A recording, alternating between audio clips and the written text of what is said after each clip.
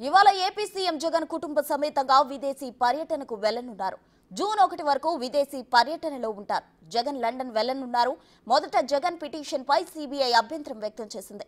జగన్ పై ఉన్న కేసుల్లో విచారణ జరుగుతోందని, అనుమతి ఇవ్వొద్దని సీబీఐ వాదించింది. ఇరువైపుల వాదనలు విన్న న్యాయస్థానం జగన్ పర్యటనకు అనుమతిస్తూ మంగళవారం ఆదేశాలు జారీ చేసింది.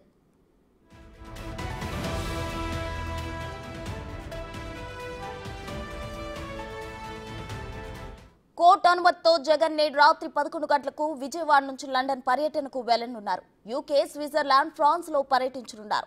పర్యటన తరువాత తిరిగి జూన్ 1న రానున్నారు. ఎన్నికల ఫలితాలకు 4 రోజుల ముందు రాష్ట్రానికి చేరుకోనున్నారు.